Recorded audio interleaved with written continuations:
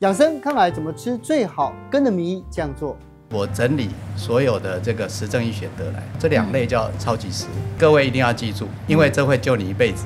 是，它抗癌、抗菌、抗病毒、抗氧化，你可以治疗你的新陈代谢，你可以减少你的心血管疾病、脑中风等等，几乎无所不包。所以我说它是超级食，而且又便宜。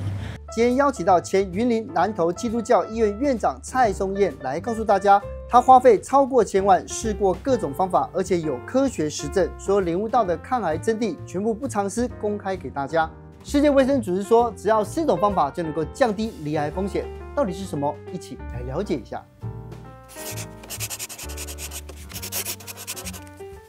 今天我们下岸经济学要录一个新的系列，听说叫院长系列。院长系列，今天的院长呢是前云林跟南投的基督教医院院长，而且听说是3大专科重症、神经还有环境职业医学。是为什么我们要邀请到院长来？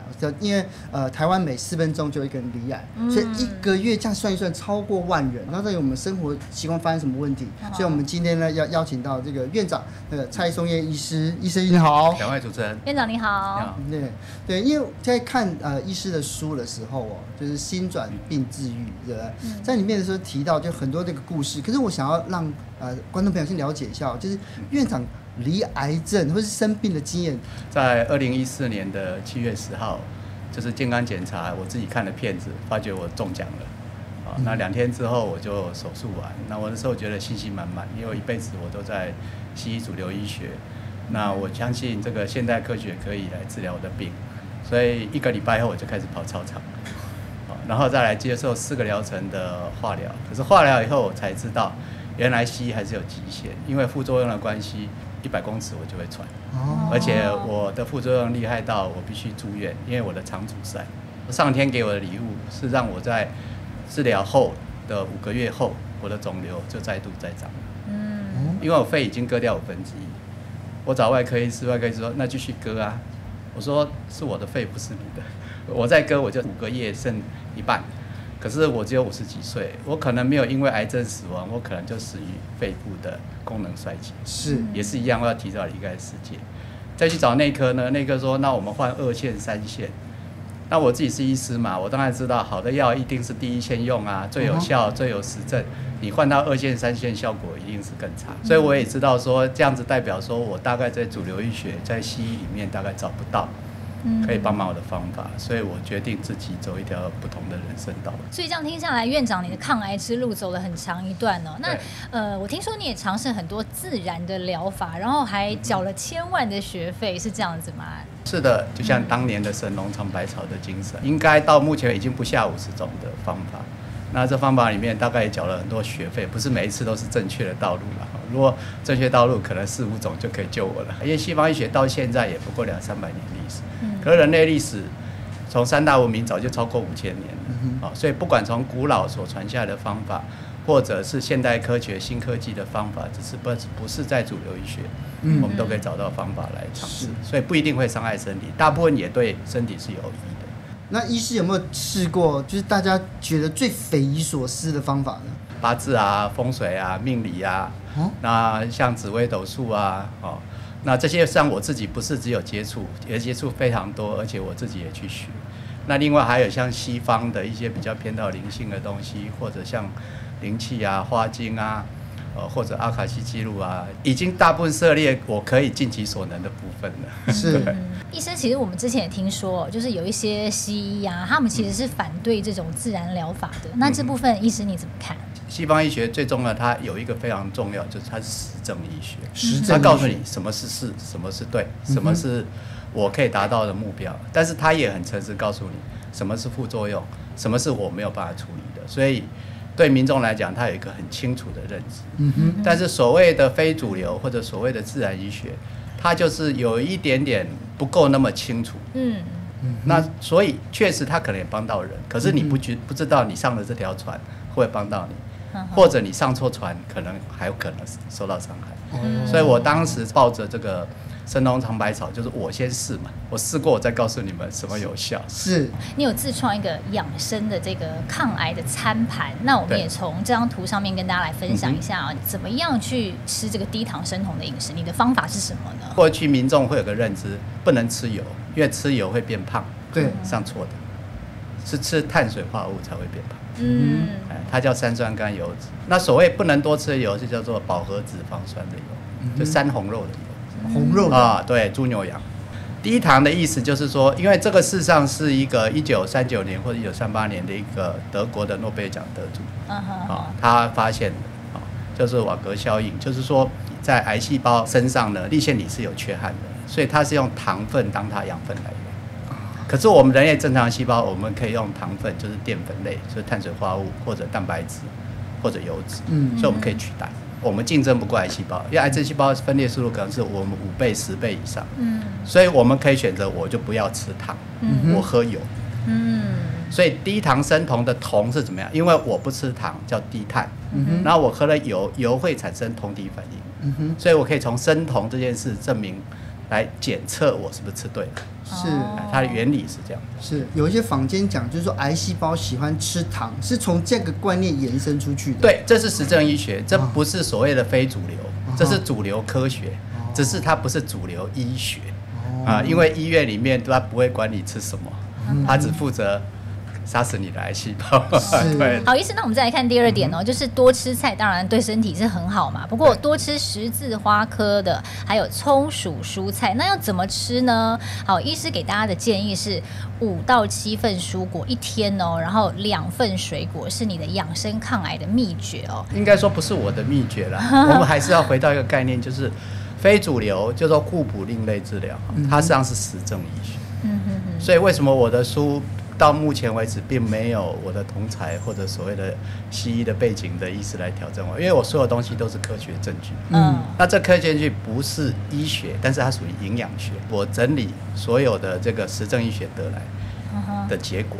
那十字花科跟葱属为什么这么重要？这2类叫超级食物。超级食物。所以各位一定要记住因为这会救你一辈子。是。它抗癌、抗菌、抗病毒、抗氧化。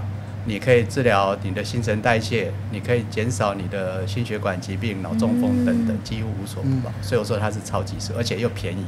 每一天呢吃5份蔬果，糖尿病发生率下降，然后蔬果超过600公克一天的话，癌症的风险可以下降2%到10%。然后当然它也可以降低中风还有心脏病的风险对，那刚刚您讲到说这个真的是宝藏的一种蔬菜十字花科。那十字花科有哪一些蔬菜呢？像是有青花椰、白花椰跟花椰菜。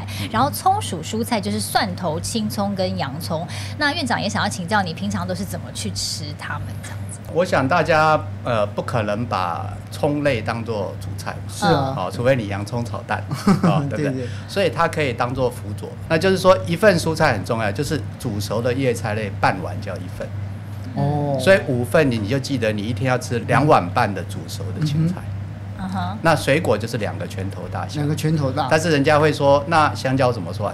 那就是照比例嘛。如果是台湾香蕉很大，如果芭蕉很小，芭蕉就1份。如果台湾香蕉你就是1/2。大家想到就是说是煮熟比较好吃比较好，还是说生吃比较好？以作用来讲，生吃比较好。但是以副作用，熟食比较没有副作用。因为葱属这一类会胀气。对，因为它有硫化物。那事实上这2类的超级食物呢，它现在最夯的就是所谓的硫化物。那硫化物里面呢，它就里面有抗菌、抗癌、抗发炎、抗氧化的作用。是，对。那院长刚刚也提到说，增加好油脂其实对身体也是非常不错的。橄榄油啊、亚麻仁油、苦茶油，然后鱼油，比如说鲑鱼啊、青鱼、秋刀鱼，然后核桃、夏威夷豆跟酪梨里面也是富含非常好的油脂。所以的好油的定义就是Omega 3或者可以转换成 Omega 3的油。院长刚刚的这个抗癌餐盘里面还有菇类跟藻类对，很多的抗癌防癌，如果你去查文献这些都是实证医学，你可以发现这些所谓的藻类、菇类，它们都有很多的所谓多糖体。那这种多糖体就是所谓抗癌防癌的非常重要的成分。你如果去买褐藻糖胶，现在台湾很夯，你把它变成营养品来吃，你可能1盒就好几千块。是，可是你买海带呢，一整盘也20-30块，那你不如每天吃，你又不用花大钱。想要菇类啊，我觉得大家都有一个迷思，因为我最近迷上了菇类，我花好多时间研究。然后我发现，因为我去拜访了很多，例如说养殖所或农事所那些，然后大家都会讨论一个东西，就是牛樟芝哦。对，我相信院长对他一定有研究。因为我刚才讲藻类嘛哈，再来讲菇类。菇类里面有一个叫虫草素，虫草素里面就巴西蘑菇啦，事实上还有一个更贵的。比黄金还贵，叫冬虫夏草。是冬虫夏草，我当时的肺癌的时候，我的中医师介绍我，那时候呢，1两的冬虫夏草比1两的黄金还贵。它里面就是叫虫草素。那基本上这些抗癌防癌在我书中都有介绍。那这介绍也都是全世界很多这方面做基础研究的这个学者专家，他们把这些成分分析，把这些癌细胞放在实验室里面去做研究，他们都有抗癌效果。你也有提到说，其实益生菌跟我们的健康也是息息相关的。你以前其实可能还没有发觉到，然后后来慢慢，你有去自己尝试很多的自然疗法，然后吃很多东西，你才发觉说，确实它是有效的包括像是在奶制品里面也是有一些益生菌的，然后非奶制品包括泡菜啊、味噌啊、纳豆啊、豆腐乳，还有一些水果干，它里面也是含有益生菌的。也想要请教院长，这个跟我们的健康的连结是什么？因为我自己生病之后，我开始找寻大量的医学文献，发觉说益生菌可能是一个我要面对的问题。因为在中医里面，肺跟大肠是相表里，所以我得到肺癌跟大肠功能有关。大肠功能我当然会想到肠道菌，所以一查我的肠道菌有很多的坏菌，好菌很少。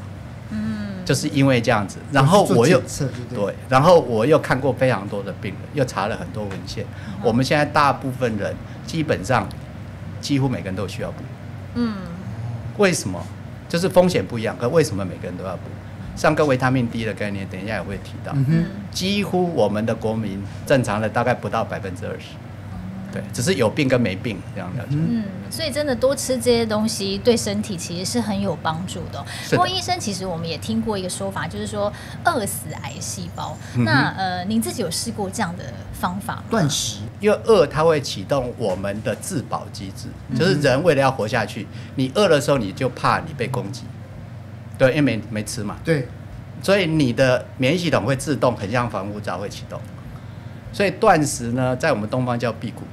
它就自古养生之道，适当的让你的肠胃清除掉，这是一个目的；适当的透过断食让你重整你的免疫系统，所以它是可以提升免疫力的。所以我曾经做过1个礼拜不吃不喝，而且我一滴水都没有喝。1个礼拜1个礼拜，整1个礼拜。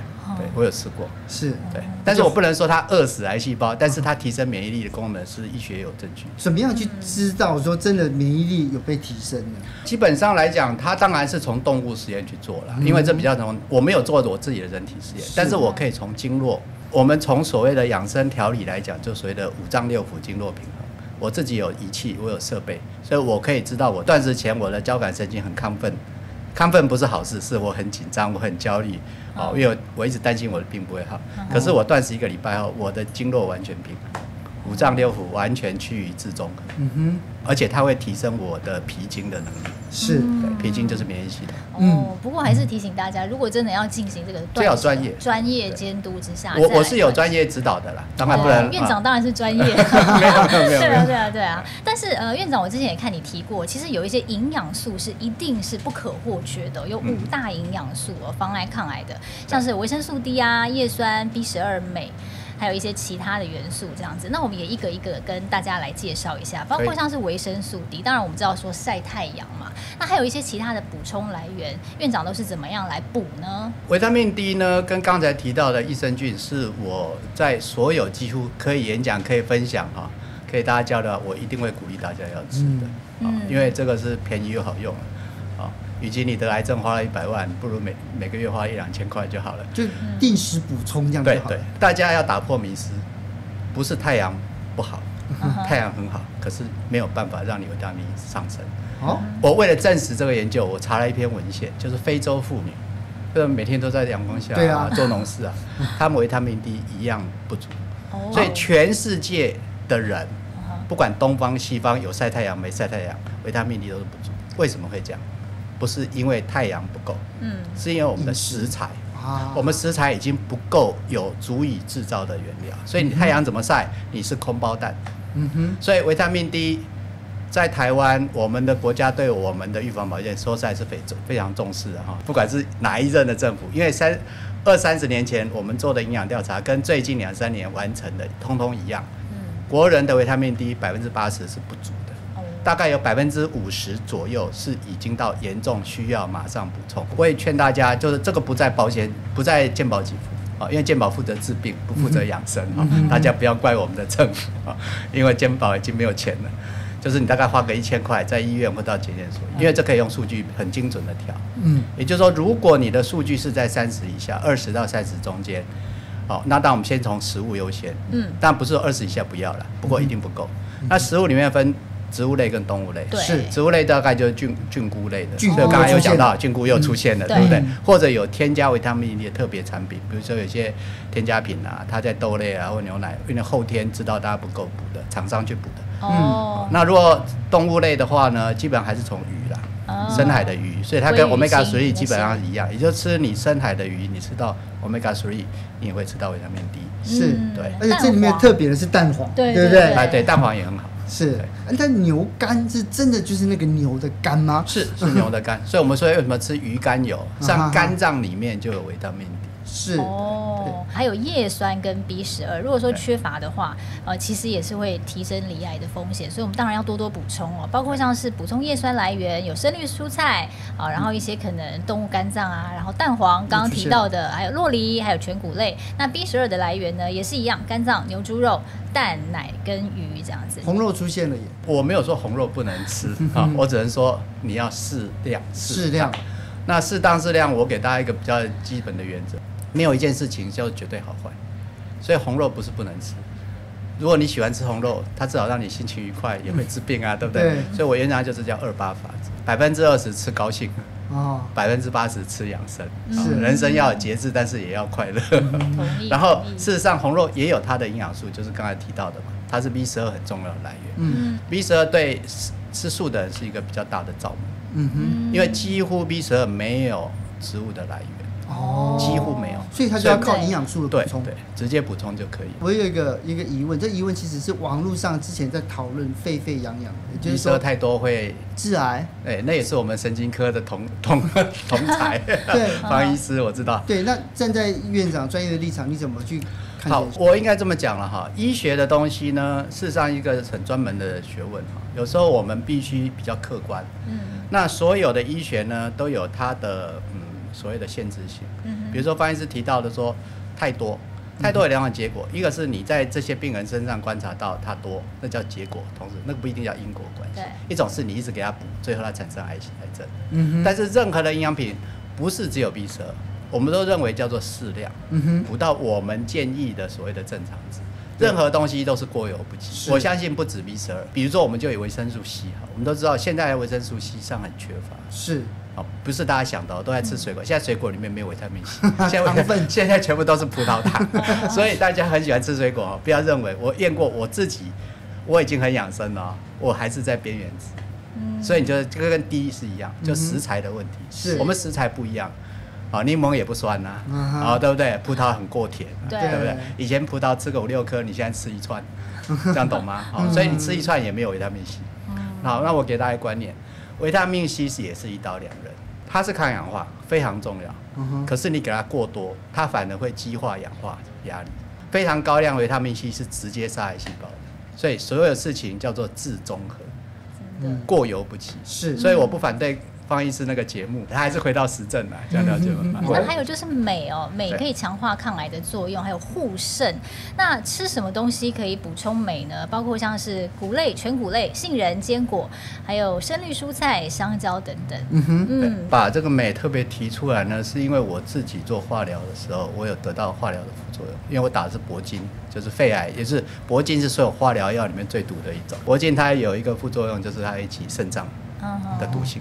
那我那时候是为了要查什么可以解肾脏毒性，我去找镁，结果发觉，原来它可以有抗癌，而且它可以减少铂金的化疗的副作用，是因为这样子，所以你要补充。对，因为这里面写到了叫全谷类、杏仁、坚果、种子，对，比如说芝麻、白芝麻、黑芝麻、南瓜子，这些都是种子，是，这些都很好吃啊。所以嗑瓜子可以。嗑瓜子可以啊，好，这个都是有美啊。对，那我第二个问题就是，因为有一个东西是种子做的，大家都忽略了，也就是咖啡。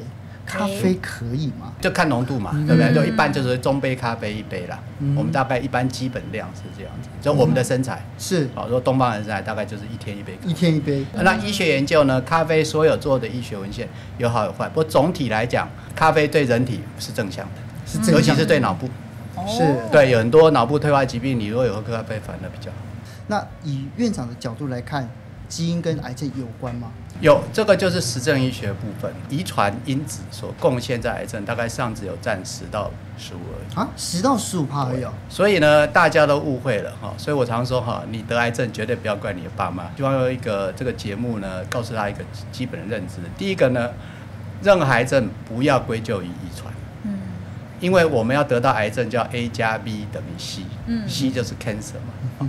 那 A 假设就是遗传，那 B 是什么？B 就是后天啊，你吃不健康的东西，生活形态不对啊，这叫 B 嘛。那我们来看一下，世界卫生组织先前有公开这样的一个研究，说只要4种改变就可以降低罹癌的风险，就是戒烟、适量饮酒，然后它是叫做蔬果摄取不足，所以要多吃蔬果，还要多运动。酒绝对不是坏事，但是我们坏的是坏在我们喝太多，叫做过量。那我告诉大家，什么叫做合理喝酒的量？男生大概30克的纯酒精，女生大概是20克纯酒，每天。尤其是现在罹癌，在过去30年，40岁以下癌症成长1倍。那为什么你的阿公活到80岁，他反而不会呢？因为那时候没有这么多这个食品添加剂，那时候农药没有下那么重，那时候空气污染没有这么厉害，所以他本来就吃了粗茶淡饭，可是他就养生，自然养生，他不用吃保养品，就是这样子。就刚刚院长跟大家分享的抗癌餐盘里面呢，一些必要的营养素，那当然就是说，运动也是一个抗癌的关键，对不对？是的，我常常说它很像我们人体的左右手，就是说你左手吃了饮食，可是你没有运动呢，你的循环系统不好了。你吃营养的目的是什么？把你的养分送到你需要的细胞那里去，然后从细胞里面把代谢的废物出来。所以我们需要循环系统，对不对？循环系统就要靠运动去所谓的调气血。所以你如果吃进去，坐在那边久坐不动，你还是得到癌症。我举个例子，我们如果不动，你会怎么样？不动里面跟我们现在的前3大癌症，肺癌、那个乳癌、大肠癌，3大大概会增加20%到30%。还有一个就是现在也在增加的，就是子宫内膜癌。对，所以这跟生活习性是不是有关？是。反过来呢，你动呢，你可以减少肺癌大概20%到50%不等的风险，你可以减少60%的乳癌风险，减少22%的大肠癌风险，是，甚至54%的车祸腺癌，车祸腺癌很多。是。接下来要请教院长带来就是平常就在做的1分钟的平甩功，一起来看一下。今天我来示范2种气功。第一种是李凤山老师的平甩功，那开始做的时候很简单，2脚先并拢，椅肩同宽打开，双手平举，保持一个舒适的方式。那基本上呢，我们先往下甩4次，第5次的时候要下腰。现在开始。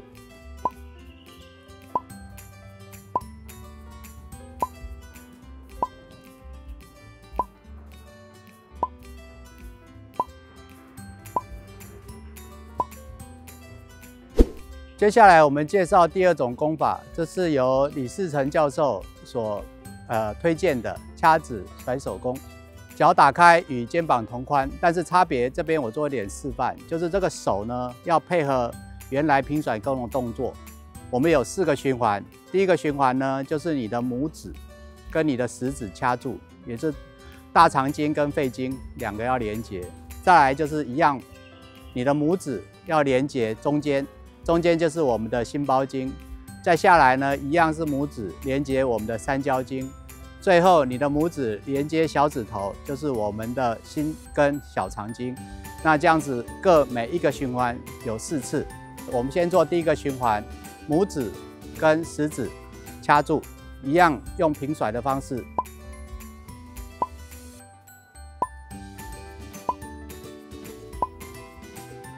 这样子是一个循环，总共做10次。接下来换第2种、第3种、第4种，以上类推。其实呢，我从院长这本书《心转病治愈》里面讲到，每一个人院长是说他都有治愈力，到底是什么样呢？最容易的癌症还是有人走掉，可最难治疗的癌症还是有活过来。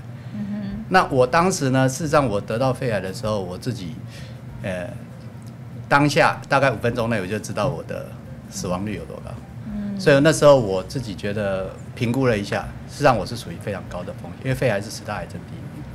但是我就想说，我有没有活下来的机会？我就查了文献，查文献给我一个非常大的信心，不管任何癌症，5年存活率再怎么难的癌症，像肺癌、胰脏癌，大家都知道很难医，胃癌很难医，食道很难医，它5年存活率还有2%到5%，也就是说，还是有人考题很难，还是过关的。所以对你来讲就是成功与否。所以我如果有机会幸运成那个2%到5%，我还是活下来。那后来我就进一步，这几年我看了非常多的病人，我后来得到一个关键的一个结论，就是没有医不好的癌症。但是只有医不好的心。是抗癌成功之后，你看人生还是继续走那条崎岖的路，那也继续呢为大家带来这种抗癌正确的知识哦。那这个我们真的很想再跟院长继续聊，希望下次有机会我们在其他地方呢好好聊一聊，就是今天还没聊到的事情。好，谢谢院长，谢谢，谢谢院长。